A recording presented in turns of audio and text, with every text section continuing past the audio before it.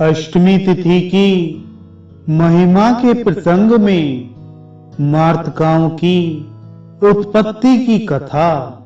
मुनिवर महातपा कहते हैं, राजन, पूर्व समय की बात है।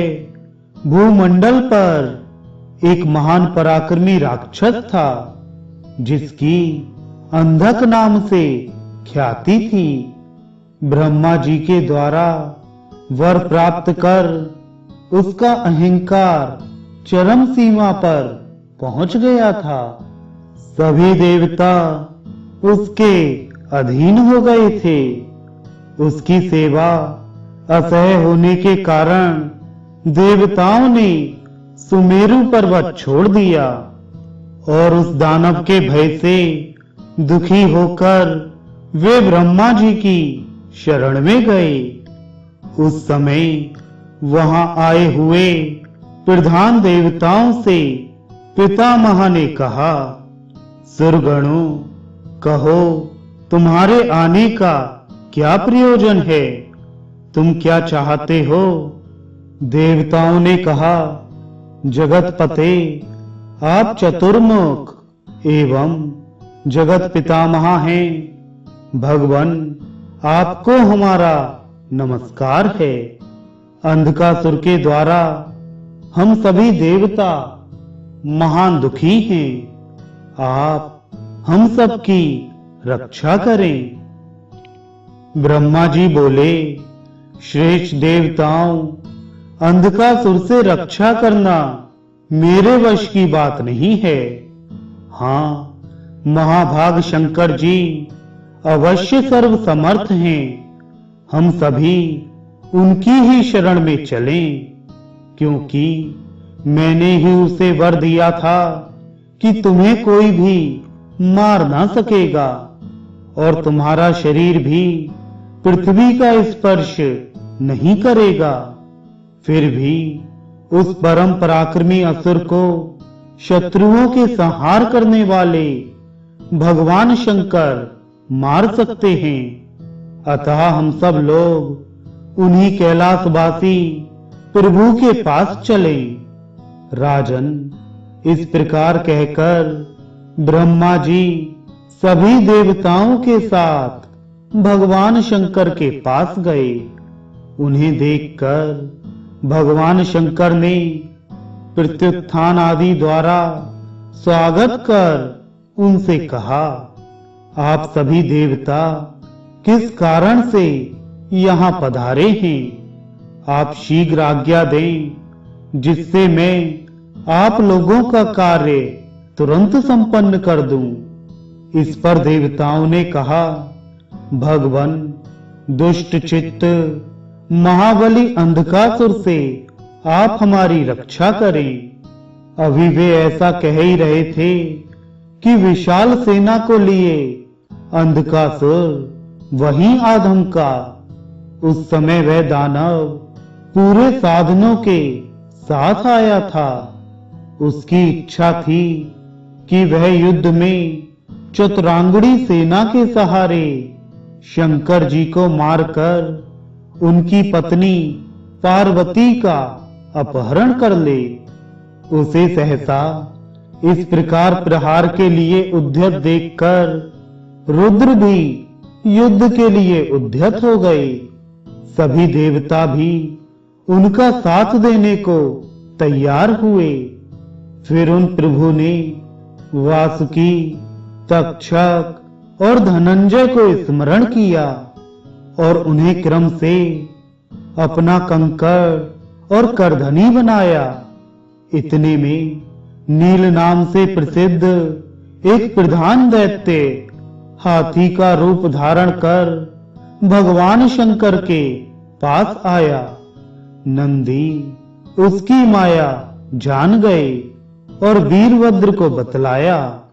बस क्या था, वीरभद्र ने भी सिंह का रूप धारण कर उसे तत्काल मार डाला। उस हाथी का चर्म अंजन के समान काला था। वीरभद्र ने उसकी चमड़ी उधेड़कर उसे भगवान शंकर को समर्पित कर दिया। तब रुद्र ने उसे वस्त्र के स्थान पर पहन लिया। तभी से वे गजाजिनधारी हुए।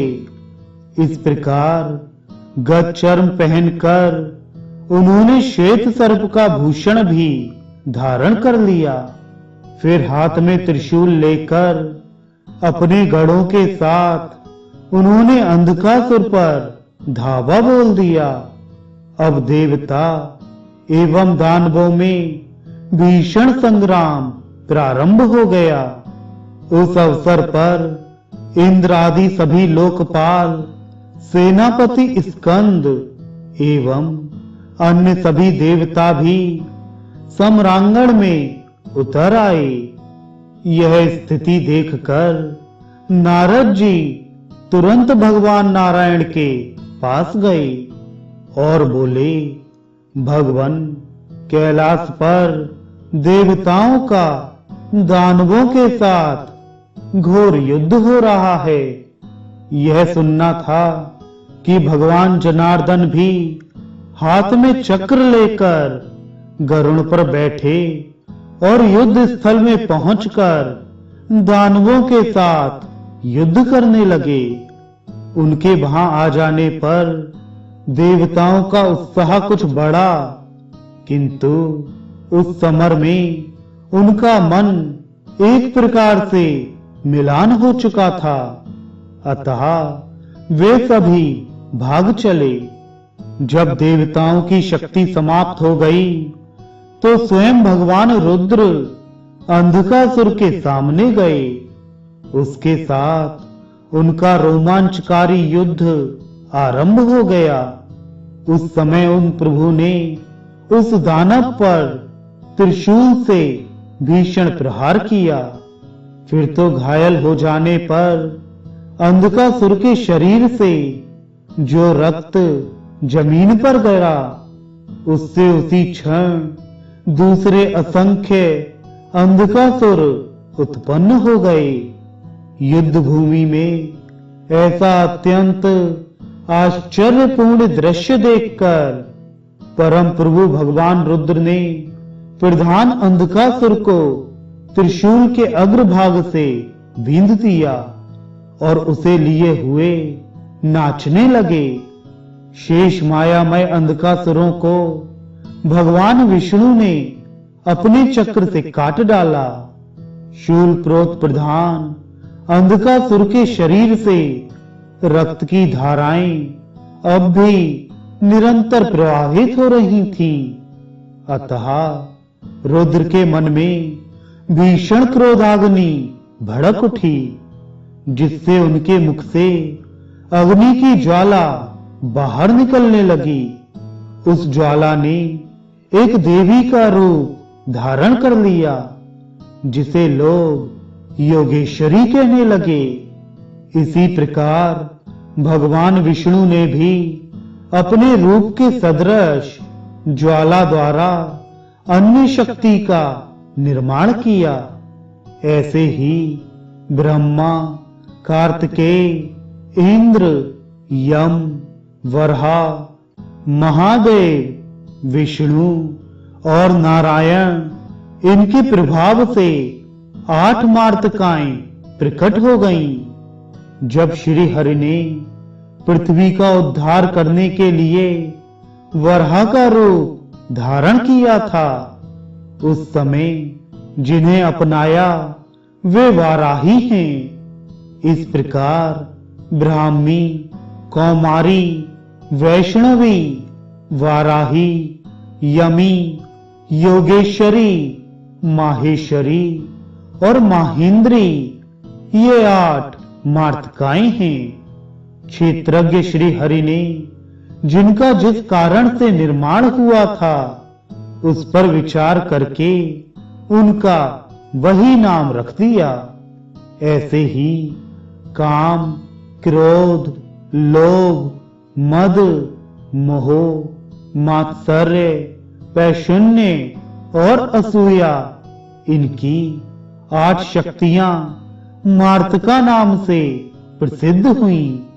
काम योगेश्वरी, क्रोध माहेश्वरी, लोभ वैष्णवी, मद ब्राह्मणी, मोह कौमारी, मात्सर्य इंद्राणी, पैशून्य यम दंड धरा और असूया वाराही नाम से कही गई हैं।